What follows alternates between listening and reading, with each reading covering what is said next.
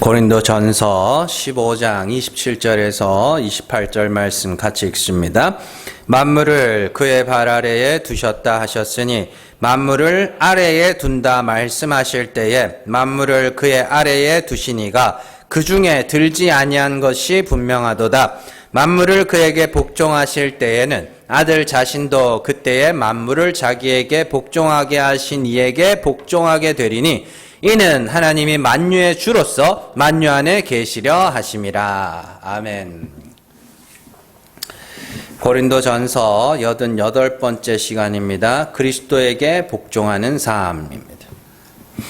여러분들이 잘 아시는 바와 같이 저는 대구에서 태어나서 대구에서 자랐습니다. 그러다가 이제 대학교에 진학을 하면서 서울로 이사를 왔는데 서울 생활이 녹록치가 않았어요. 사실 제일 많이 방해가 됐던 게 사투리였습니다. 어디를 가든지 사투리 때문에 눈에 띌 수밖에 없었어요. 그래서 얼마 전에도 동기 모임, 대학교 동기 모임에 나갔는데 다들 하나같이 하는 소리가 너 왜 사투리 안 써? 이런 거였어요. 그래서 쓰려면 쓴다고 그러긴 했는데 그때 우리 동기들의 머릿속에 제일 그게 강하게 남아 있었나 봐요. 사투리. 엄청 진하게 쓰는 사투리. 그래서 대학교 다닐 때 연극부였거든요. 제 연극 그 동아리가 연극부였습니다. 그래서 공연도 막 하고 그랬는데 무대에 안 올려주는 거예요. 사투리 때문에. 그래가지고 연출만 했어요. 연출만 주구장창 공부를 하고 그랬어요. 또 어렸을 때 대구에는 지하철도 없었고 또 항상 버스를 타고 이동했고요. 그리고 대구 인구가 서울 사람만큼 많지 않습니다. 그러다 보니까 줄 서는 문화가 없었어요. 그래서 버스가 도착하면 확 가가지고 막 밀고 하여튼 먼저 타면 그냥 장땡. 근데 서울 오니까 줄을 서는 거예요, 사람들이. 그래가지고 되게 낯설었어요, 그게. 줄 서는 게.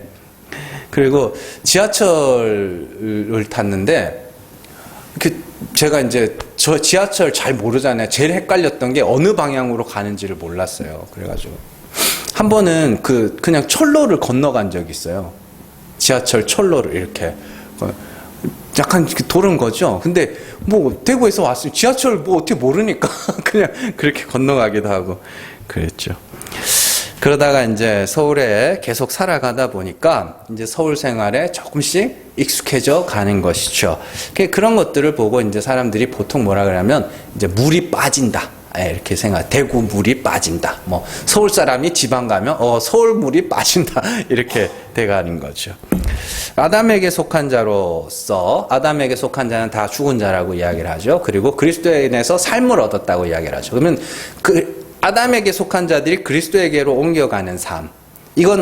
그러면 달번에 그렇게 옮겨가져요? 아니죠. 아담에 속한 자의 그 삶이 점점 물이 빠져야 되는 겁니다. 오늘 말씀을 통해서 우리가 그런 내용들을 중점적으로 살펴보려고 합니다. 분명히 물론 오늘 말씀은 그 내용은 아니에요. 그 내용은 아닌데 그럼에도 불구하고 우리가 그걸 중심으로 살펴보도록 하겠습니다. 오늘 말씀에 보시면 예수님께서 만유를 그의 발 아래 둔다 이런 말이 나옵니다. 만물은 뭐예요? 만물. 세상의 모든 것입니까? 아닙니다. 여기서 만물이라는 건 성도를 이야기하는 거예요. 그리스도에게 속한 모든 자, 그들을 만유 이렇게 부릅니다. 만물은 그리스도에게 속한 모든 사람을 말하고 발 아래 둔다. 발 아래 둔다는 건 뭐예요? 그걸 이렇게 발을 턱 밟고 서가지고 내 말 안 들으면 죽일 거야 이거예요? 발 아래 둔다는 건 그의 통치 아래, 그의 지배 아래 둔다 이런 표현입니다. 그걸 상징하는 표현이에요. 왜 이걸 발 아래 둔다 그러냐? 옛날에 왕좌가 어디 있어요? 단 위에 있죠? 그 발 아래 다 엎드리고 있는 그 상태, 그걸 발 아래 둔다고 이야기를 하는 거예요. 그리고 오늘 말씀에서 그의 통치를 받는 상태를 뭐라 그러냐면 복종한다 이렇게 이야기합니다. 27절 잘 보세요. 만물을 그의 발 아래 두셨다 하셨으니 그래놓고 28절에는 뭐라 그래요? 만물을 그에게 복종하게 하실 때에는 이렇게 되어 있습니다. 그러니까 만물을 그의 발 아래 두는 것이나 만물을 그에게 복종하게 하시는 것이나 같은 뜻이란 말이에요. 자, 그런데 문제는 뭐냐면 우리가 생각하는 복종은 시키는 대로 하는 것. 그죠? 복종해. 뭐 명령 복종, 군대 가면 명령 불복종 막 그러면 사형 뭐 이러면서 그러는데 복종이라는 개념을 우리는 참 이상해요. 왜 그렇게 하는지는 모르겠는데 시키는 대로 하는 것이라고 생각을 합니다. 시키는 대로 하는 것. 그게 복종이냐? 아닙니다. 이걸 가지고 매 그냥 욕 안 할래. 그래서 복종은 시키는 대로 하는 게 아니라 그의 지배 아래, 그의 통치 아래 어떻게 해요? 그에게 종속된 상태. 그리스도에게 속한 상태, 그 상태를 복종이라고 이야기를 합니다. 이 복종이라는 상태를 잘 설명해 주는 구절이 있어요. 베드로전서 3장 6절 같이 읽습니다. 사라가 아브라함을 주라 칭하여 순종한 것 같이 너희는 선을 행하고 아무 두려운 일에도 놀라지 아니하면 그의 딸이 된 것이니라. 창세기 18장 12절 같이 읽습니다. 사라가 속으로 웃고 이르되 내가 노쇠하였고 내 주인도 늙었으니 내게 무슨 즐거움이 있으리요. 아멘. 보세요. 창세기 18장에서 사라가 아브라함을 주라고 부르죠. 네. 그걸 베드로가 사라가 아브라함을 주라 칭하여 순종한 거. 여기서 순종이라는 단어가 복종이라는 단어입니다. 순종이라고 번역을 해놓은 거예요. 주라 칭하여 복종한 것 같이. 이거를 한국말처럼 해석하면 그러면 사라는 아브라함이 시킨 대로 다 했어요. 좀 하긴 했어요. 그죠? 가가지고 너 저기 바로한테 가가지고 살다 와라 이러면서. 그게 아니라 자 아브라함이 어디로 가든지 사라가 항상 같이 갔죠. 그 상태를 그냥 복종이라 그래요. 주라 칭하여 그냥 그에게 종속되어 있는 상태. 자, 그래서 복종이라는 단어는 시키는 대로 한다는 의미가 아니라 붙어 있음, 종속, 어디 속하여 있는 상태를 의미하는 단어입니다. 그런 의미에서 우리가 예수님에게 복종한다는 것은 어떻게 해요? 나는 그리스도에게 속한 자야. 그리스도에게 종속된 자. 이걸 다른 말로 뭐라면 그리스도와 연합한 자라고 이야기를 하는 겁니다. 그러니까 그리스도와 연합한 상태. 그걸 다른 말로 그래요. 부부, 신랑 대신 예수, 신부인 교회. 그게 둘이 하나가 되면 온전한 하나가 되는 거잖아요. 그게 연합이며 종속이며 복종이라니까요. 그래서 사라가 아브라함을 남편인데 주라 부르죠. 그런 이야기예요, 이게. 그러니까 그냥 자꾸 이렇게 참 그 순종, 복종 막 이런 걸 갖고 사람들한테 자꾸 협박용으로 쓰잖아요. 제가 그게 화가 나는 거예요. 사실 잘 들어보면 그건 목사가 시키는 거거든요, 그거. 목사가 때마다 그냥 시키는 거 아닙니까? 이거 해, 저거 해, 막 이러면서. 근데 거기다가 하나님의 이름을 싹 발라놓는 거예요. 하나님이 이거 하랬어. 이렇게. 하나님이 저거 하랬어. 그렇게 되는 거예요. 그건 제가 위험하다 하는 건 그겁니다. 복종이라는 건 뭐냐면 그냥 그에게 종속되어 있는 상태, 그에게 속하여 그와 연합하여 둘이 하나가 되어 있는 그리스도와 연합된 상태, 그 상태를 복종이라고 이야기합니다. 그러면 순종은 뭐냐? 순종은 뭐냐면 듣는다예요. 그냥 듣는다. 들을 귀가 있어서 그게 무슨 말인지를 알아듣는 거, 그걸 순종이라 그래요. 네. 자, 그래서 예수님께서 이 복종의 상태를 잘 설명한 게 뭐냐면 포도나무의 비유죠. 나는 포도나무고 너희는 가지니 네가 내 안에 내가 네 안에. 그게 뭐예요? 그게 복종이라니까. 그 상태가 연합된 상태. 자, 그 상태를 그리스도의 발 아래 있다. 그 상태를 그리스도의 통치를 받는다. 그리스도에게 속하였다. 그리스도와 연합하였다. 이렇게 설명을 하는 겁니다. 자, 그래서 그리스도와 연합한 상태가 그리스도에게 복종하는 상태, 그리스도와 연합한 상태. 자, 그러면 어떻게 되느냐? 오늘 말씀을 잘 보세요. 자, 예수님은 만물을 그의 발 아래 두셨다 하셨으니 만물을 그 아래에 둔다 말씀하실 때에 만물을 그의 아래에 두신 이가 그 중에 들지 않은 것이 분명하다. 이게 뭔 말이에요? 네? 만물을 그의 발 아래 둔다 했다는 것은 예수님이 만물에 속하지 않는다는 소리죠. 뭔 말인지 아시겠어요? 그러니까 예수님은 피조물이 아니라는 소리입니다. 예수님은 뭐라는 소리예요? 하나님이라는 소리예요. 그런데 28절에 보시면 만물을 그에게 복종하실 때에는 아들 자신도 예수님도 만물을 자기에게 복종하게 하신 이에게 복종하게 되리니 이게 뭐예요? 예수님이 하나님 시킨다 그게 아니라 예수님도 뭐예요? 하나님과 하나 연합이 될 거기 때문에 그리스도에게 속한 우리가 그리스도에게 속하였고 그리스도가 하나님께 속하게 되면 결국에 우리가 뭐가 되는 거예요? 하나님과 동등한 존재가 되는 겁니다. 그걸 부활이라 그래요.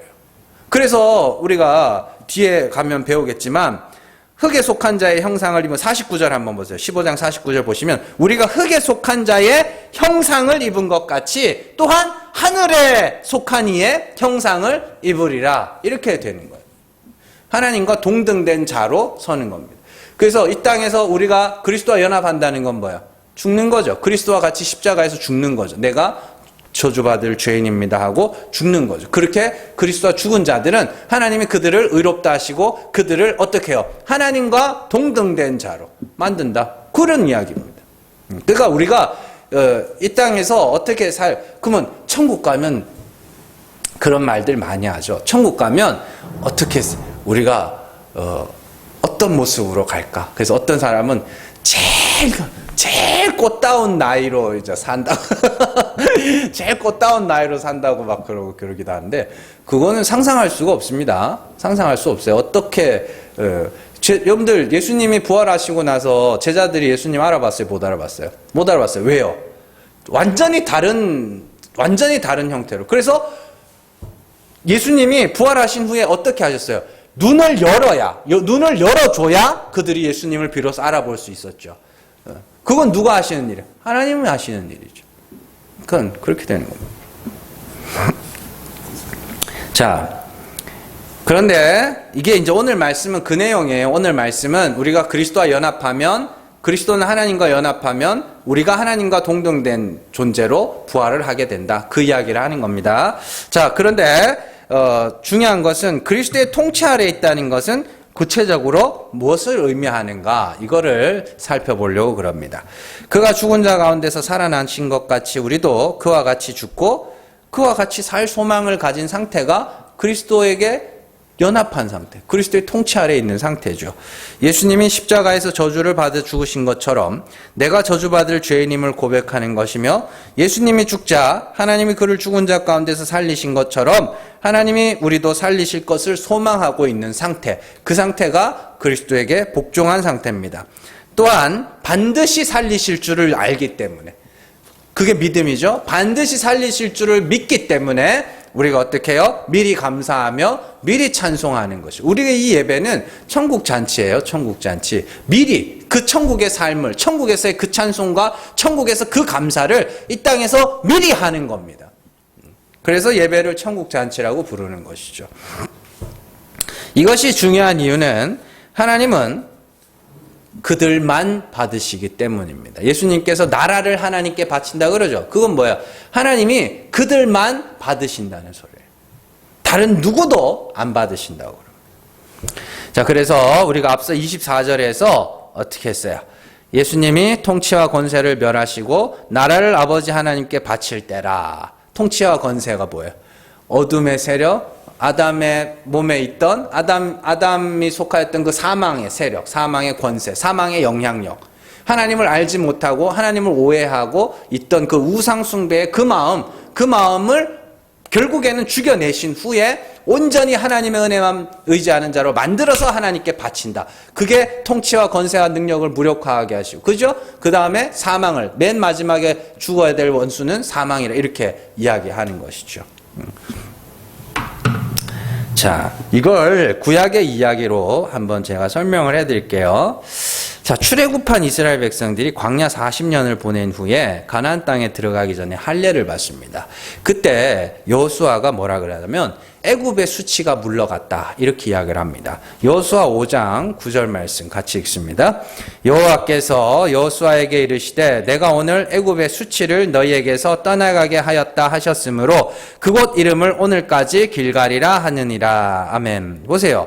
애굽의 수치가 떠나갔다. 할례를 행함으로 애굽의 수치가 떠나갔다. 그 말은 뭐냐면 애굽의 삶이 하나님 앞에서는 그게 뭐란 소리예요? 수치의 삶이야. 근데 그들이 광야 40년 동안 뭘 한 거예요? 애굽에서의 물을 쫙 뺀 거예요. 이해되세요?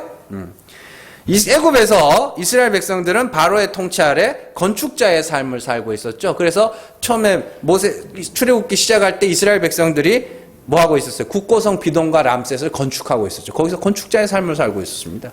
자, 그리고 하나님은 그 건축자의 삶을 뭐라 하냐면 애굽의 수치라고 이야기하죠. 그리고 그들을 그 애굽 땅에서 불러내어서 사람의 손으로 짓지 않은 성을 그들에게 주시는 거예요. 무슨 말인지 아시겠어요? 성 짓던 자들을 불러내가지고 사람의 손으로 짓지 않은 성을 주신다. 이게 의의 이야기예요, 다. 자기 힘으로 이롭게 되고자 하던 자들, 그게 아담의 후손들이거든요. 거기서 그들을 건져내서 뭐 하는 거예요? 하나님의 의만 의지하는 자, 예수의 십자가만 의지하는 자, 하나님의 은혜와 긍휼만 바라는 자로 만들어내는 게 가나안입니다. 그리고 이 중간 과정에서 뭐가 있느냐? 이스라엘 백성들이 계속 뭐예요? 애굽에 있었으면 계속 그러죠. 그게 애굽은 그 애굽의 삶은 하나님 앞에서 수치의 삶인데 자꾸 그걸 추억하니까 뭐 하는 거예요? 요걸 자꾸 쳐내가는 거죠. 그래서 첫사람 60만이 다 죽는 거예요, 광야에서. 여호수아와 갈렙 두 사람만 남기고 다 뭐 하는 거예요? 다 죽인 후에 세 사람으로 부활하여 가나안으로 들어가는 겁니다. 그러면 옛사람은 뭐예요? 애굽의 삶에 충실하던 그 삶이죠. 그럼 세 사람은 뭐겠어요? 가나안의 삶에 적합한 삶. 그렇죠? 그래서 보세요. 애굽에서는 그냥 자기가 양식 먹고 자기가 일해서 열심히 양식 먹고 그러고 살았죠. 근데 가나안은 어떻게 해요? 가나안은 하나님이 주시는 걸로 먹고 살아야 돼요. 그러면 광야에서 무슨 연습했어요? 애굽의 양식을 하나님이 다 제하시고 애굽의 양식을 자꾸 추억하는 자들을 다 죽이시고 어떻게 해요? 만나와 메추라기 반석에서 나는 물 그것만 먹이시죠. 뭐 하려고요? 천국의 삶, 가나안의 삶에 적응시키시는 과정입니다. 그걸 광야의 삶이라고 해요. 우리 신앙생활은요, 이 광야의 삶이라고 부르는 이유는 그 어떤 공간적인 광야가 아니라 사회생활, 직장생활 너무 괴로워, 직장이 광야 이게 아니라요. 우리 인생 자체가 뭐하냐면 광야에서 애굽의 물이 빠지고 가나안에 적응하는 삶으로 이렇게 만들어져가는 그런 과정들입니다. 애굽의 삶이 자기가 성을 쌓는 삶이라면 광야의 삶은 스스로 쌓은 성을 무너뜨리는 삶이며 하나님이 쌓으신 성을 거저 얻는 그런 삶입니다. 그것이 성도가 이 땅에서 사망의 통치와 권세와 사망의 영향력에서 벗어나는 과정이죠. 사망의 물이 빠져가는 과정. 자, 여러분들 사람이 이 동네에서 저 동네로 이사만 가도요 적응하는데 한참 걸립니다. 우리 교회만 봐도 그렇잖아요. 그죠? 멀쩡한 교회 잘들 다니시다가 이렇게 오니까 물 새는 것도 적응해야 되고 이게 한 해도 그냥 넘어가는 해가 없는 것 같아요. 그죠? 그리고 뭐 의자도 장의자에서 이런 의자로 적응을 하셔야 되고 올라가던 사람들이 이제 내려가야 되고 뭐 이런 것들 적응해야 되고 교회 분위기도 그냥 여러 명 묻혀서 살다가 여기는 그냥 조금만 딱 해도 그냥 바로 눈에 띄잖아요. 그런 것도 익숙해져야 되고 그 익숙해지는 과정들이 하루 만에 안 된다고요. 한 번만에. 법 아래 스스로 이롭고자 하던 자들이 은혜 아래서 하나님의 긍휼히 여기심만을 바라는 삶으로 이동하는 건 그냥 일단은 이게 맞구나라고 알긴 알았지만 실제로 그렇게 되기까지는 굉장히 우리의 생각보다 훨씬 더 오랜 시간들이 걸린다는 것입니다. 자, 또 하나 볼까요? 신명기 11장 10절에서 12절 같이 읽습니다. 내가 들어가 차지하려 하는 땅은 내가 나온 애굽 땅과 같지 아니하니 거기에서는 너희가 파종한 후에 발로 물대기를 채소밭에 댐과 같이 하였거니와 너희가 건너가서 차지할 땅은 산과 골짜기가 있어서 하늘에서 내리는 비를 흡수하는 땅이요 내 하나님 여호와께서 돌봐주시는 땅이라 연초부터 연말까지 내 하나님 여호와의 눈이 항상 그 위에 있느니라. 아멘. 애굽에서는 파종한 후에 발로 물을 대던 땅, 발로 물을 어떻게 돼요? 그냥 자기가 발품 팔아서 얼마든지 물을 떠가지고 갖다 댈 수 있는 좋은 땅이었습니다. 좋은 땅이라고 농사 짓기에는 애굽 땅이 훨씬 더 좋은 땅이에요. 네? 가물어도 물이 많아, 강해. 그러니까 뭐예요? 퍼다 나르기만 하면 돼요. 그게 자기 힘으로 농사 짓는 거잖아요. 근데 가나안 땅은 어떤 땅이라고 하냐면 하늘에서 내리는 비를 흡수하는 땅이 땅이 물을 흡수한다는 게 뭐냐면 물을 부으면 이게 다 어떻게 해요? 쫙쫙 빠진다는 소리예요. 물을 가둬놓질 못해. 그러니까 거기서는 뭐 하는 수밖에 없어요? 하나님만 바라보는 수밖에 없어요. 그게 가나안의 삶이라니까. 그래서 애굽에서는 내가 해야 되는 거예요. 내가 농사를 지어야 되는 거예요. 근데 가나안에서는 하나님하고의 관계가 우선인 거예요. 이해되세요? 애굽에서는 내가 열심히 그냥 내가 게을르면 농작물 말라 죽는 거고 내가 부지런 떨면 농사 풍년되는 거예요. 근데 변수가 별로 없어. 변수라고는 나밖에 없어요. 근데 가나안에는 내가 잘하고 내가 농사를 열심히 짓고 내가 뭐 이거 아무 상관없어요. 뭐요? 하나님하고 관계가 우선인 거예요. 근데 애굽의 삶에서 가나안의 삶으로 뭐 해야 돼요? 넘어가야 돼요. 그러기 위해서는 광야 과정을 거쳐야 되는 거예요. 무슨 과정? 내가 할 수 있는 게 아니에요. 하나님하고 친해지는 과정. 우리 그게 신앙생활이에요. 하나님하고 친해지는 과정. 자, 신명기 6장 10절에서 13절 같이 읽습니다. 내 하나님 여호와께서 내 조상 아브라함과 이삭과 야곱을 향하여 내게 주리라 맹세하신 땅으로 너를 들어가게 하시고 내가 건축하지 아니한 크고 아름다운 성읍을 얻게 하시며 내가 채우지 아니한 아름다운 물건이 가득한 집을 얻게 하시며 내가 파지 아니한 우물을 차지하게 하시며 내가 심지 아니한 포도원과 감람나무를 차지하게 하사 내가 배불리 먹게 하실 때에 너는 조심하여 너를 애굽 땅 종되었던 집에서 인도하여 내신 여호와를 잊지 말고 내 하나님 여호와를 경외하며 그를 섬기며 그의 이름으로 맹세할 것이니라. 아멘. 이 말씀에서도 마찬가지예요. 애굽에서 자기의 힘으로 먹고 살아가던 자들에게 이제 하나님은 네가 채우지 아니한 아름다운 물건이 가득한 집, 내가 파지 아니한 우물, 심지 않은 포도원, 감람나무를 줄 것이다. 그건 다 뭐예요? 그냥 무상복지네요, 이거. 자, 그렇기 때문에 너희가 해야 하는 일이 뭐냐? 첫 번째, 내가 채우겠다는 그 마음을 버려야 되는 거예요. 두 번째 뭐예요? 하나님하고 화목해야 되는 거예요. 내가 줄 거야? 그러니까 뭐 하라 그래요? 애굽 땅 종되었던 집에서 인도하여 내신 여호와 하나님을 기억해. 하나님 기억해. 하나님하고 친해져야 돼. 그런 얘기. 집에다 뭘 채우겠다? 집에다가 뭘 채우겠다? 뭐 포도원 농사는 어떡하지? 감람나무 농사는 어떡하지? 이런 거 생각하지 말고 걱정하지 말고 뭐 하라 그래요? 하나님하고 관계에 신경 써라. 그런 이야기입니다. 근데 그게 익숙해질 수 있느냐고. 어려워요. 어렵다고요. 그거 하나님이 익숙하도록 만들지 않으면 그렇게 될 수가 없어요. 그래서 광야 40년 동안 계속 연습시킨 거예요. 뭐를요? 하나님이 먹이시는구나. 하나님이 먹이시는구나. 아, 하나님이 옷을 해게 안 하셨구나. 아, 하나님이 발을 부르트게 하지 않으셨구나. 하나님이 물을 주셨구나. 하나님이 먹이셨구나. 그걸 40년 동안 연습한 거예요, 그게. 자기 양식으로 먹은 적이 없다고요. 하나님이 먹이시는구나. 그래서 중요한 건 내가 채우고 내가 농사 짓고 내가 키우고 내가 성을 쌓고 이게 아니라 하나님하고 관계가 중요한 거구나. 이게요, 성도들이 이 땅에서 연습해야 되는 거고 이 땅에서 겪어야 하는 것입니다. 그래서 하나님이 이 땅에서요, 그걸 연습시키기 위해서 우리에게 정말 잊을만 하면 고난을 보내시는 거예요. 잊을만 하면. 육체적인 고난요. 뭐 하라고요? 하나님한테 구하라고. 그래서 하나님의 일하심을 경험해 보라고요. 그래서 의인이 고난이 많다고 이야기를 하는 겁니다. 시편 34편 19절 말씀 같이 읽습니다. 의인은 고난이 많으나 여호와께서 그의 모든 고난에서 건지시는도다. 아멘. 그러면 여호와께서 그의 모든 고난에서 건지신다는 건 그 고난 자체가 누가 줬다는 거야? 하나님이 주셨다.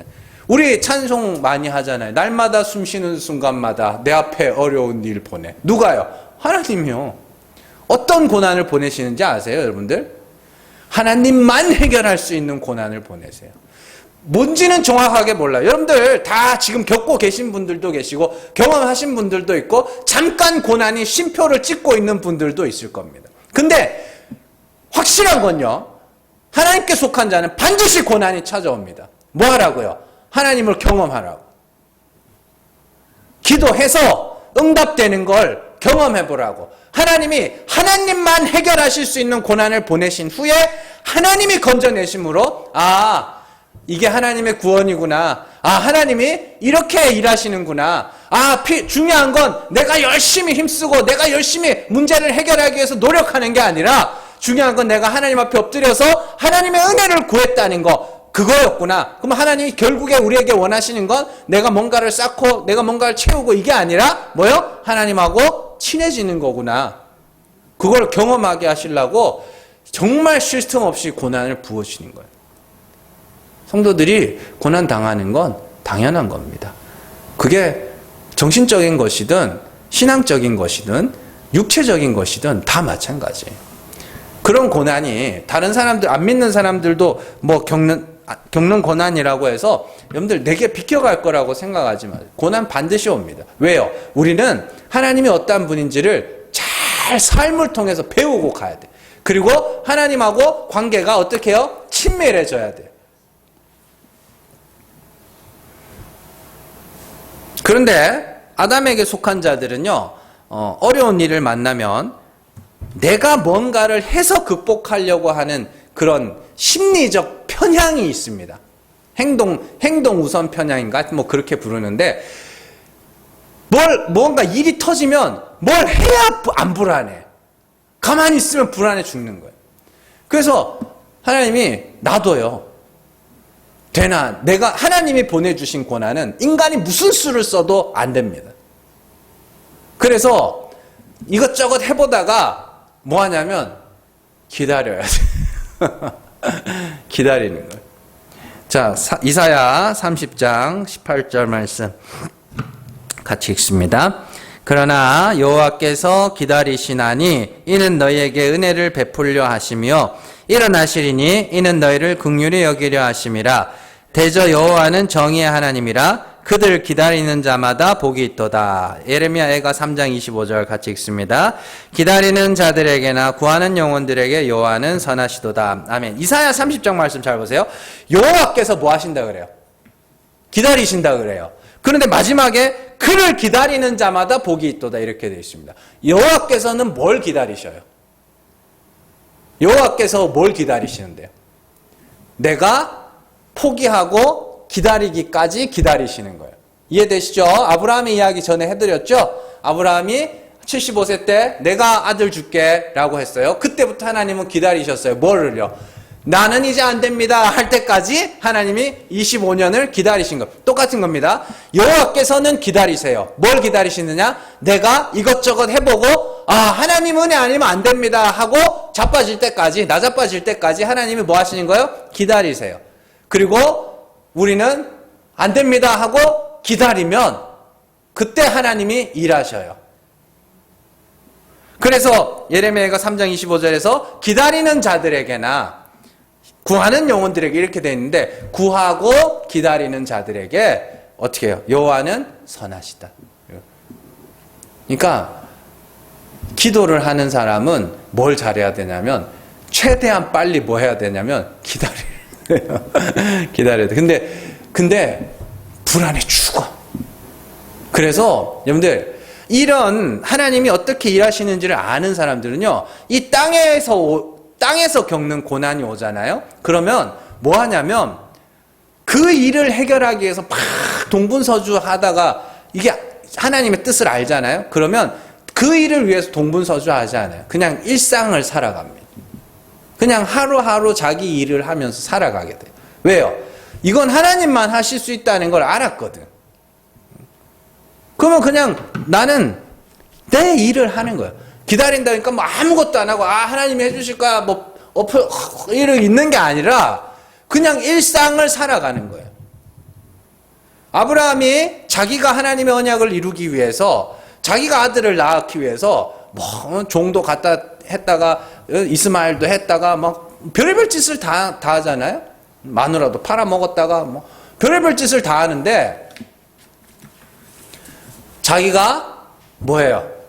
이건 하나님만 내 힘으로는 안 되는 거구나. 하나님만이 하실 수 있는 거구나라는 것을 알고 난 뒤에 아브라함이 아무것도 안 했어요. 그냥 하루하루 일상을 살아갔죠. 예, 일상을 살아가면 돼요. 뭔가 기다린다니까 대단한 어떤 막 산에 가가지고 막 기도원에가 돛 닦고 앉아 있는 이게 아니고요. 그냥 살아가는 거예요. 기도했으면 하나님이 이루실 줄 믿고, 아니 하나님만 이루실 수 있는 줄로 믿고 하루하루 살아가는 거예요.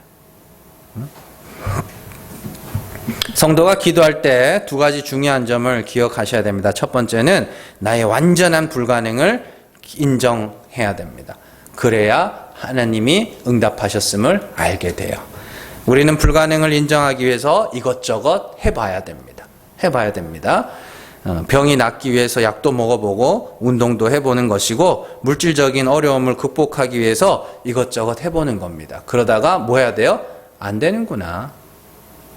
인간관계 때문에 힘들어하는 사람, 그걸 극복하기 위해서 책도 보고 어떻게 책에서 배운 대로도 해보고 막 해보는 겁니다. 그리고 뭐 하는 거예요? 안 되는구나. 무너진 가정을 세우기 위해서 이것저것 해보는 겁니다. 그래도 안 되는구나. 그러면 뭐 해야 돼요? 하나님 불쌍히 여겨주시옵소서. 그러고 뭐 하는 거예요? 그건 하나님께 맡기고 그냥 일상을 살아가는 거예요. 공부하는 사람은 그냥 매일매일 공부하고, 직장 다니는 사람은 매일매일 직장 다니고, 살림하는 사람은 매일매일 살림하고, 그 자기 일상을 살아가는 거예요. 그러면 뭐예요? 그때 하나님이 일하시는 겁니다. 그건 우리가 이 땅에서 반드시 뭐 그렇게 이게 아니라 우리가 이 땅에서요, 그런 경험들이 뭐 하는 거냐면, 하나님이 진짜 이렇게 일하시는 분이네? 하나님이 진짜 은혜의 하나님이시네? 그런 것들을 체험하는 아주 좋은 도구라니까요. 그리고 두 번째가 뭐냐면, 하나님의 일하심을 기다릴 줄 아는 겁니다. 기다릴 줄 아는 거. 자. 그러니까 여러분들 성도의 신앙생활을 한마디로 요약하면 하나님과의 관계 회복입니다. 예. 가나안의 삶은 농사를 잘 짓고 집을 잘 짓고 그죠? 물을 잘 대고 하는 그 삶이 아니라 하나님하고 관계가 우선인 나라. 거기는 애굽의 삶은 뭐예요? 애굽의 삶은 내가 다 해야 되는 나라. 근데 인간들은 내가 다 해야 되는 나라에 훨씬 더 익숙하죠. 지금도 그렇고요. 지금 이 자본주의 사회가 그렇게 흘러가는 거 아닙니까? 그렇다고 공산주의가 좋다는 건 절대로 아닙니다. 자본주의 사회라는 것이 본 바탕이 뭐냐? 개인 중심주의 아닙니까? 그죠? 내가 번 건 내가 갖는다. 내가 번 건 내가 쓴다. 여러분들 복지나 이런 것들을요, 나라에서 해준다고 생각하지 마세요. 그거 다 우리 세금이잖아요. 전 뭐 얼마 안 냅니다만은 어쨌든 세금 내고 복지 혜택을 받는 거지 나라에서 그냥 해주는 거 아닙니다. 브라질 같은 나라에서 이런 일이 있었어요. 브라질이나 그 남미 쪽에는 사회주의가 굉장히 강하거든요. 거기서는 진짜 무상복지를 어마어마하게 풀었어요. 그러다가 복지라는 게 그래요. 한번 했다 그러면 거두지를 못해요. 그렇잖아요. 이제 65세 이상 되면 뭐 매달 돈을 얼마 준다. 그 뭐 한 30만 원을 줬다 치자고요. 그러다가 이제 국가 재정이 어려워. 그러면 이제 이제 안 줘야지. 싹 거두는 순간 폭동이 일어납니다. 줬다 뺐냐고 막 그러면서. 그러니까 복지라는 건 일단 시작했다 그러면 어떻게 관두지를 못하거든요. 그러다 보니까 브라질이나 이런 나라에서 어떤 일이 생겼느냐. 공무원 월급을 못 주는 거예요. 복지 예산이 너무 많이 나가는 바람에. 그러니까 공무원들이 파업을 안 해. 그러니까 경찰도 일을 안 해, 소방관도 일을 안 해, 교사도 일을 안 해, 학교에 가도 선생님이 없고, 범죄가 났는데 경찰이 안 오고.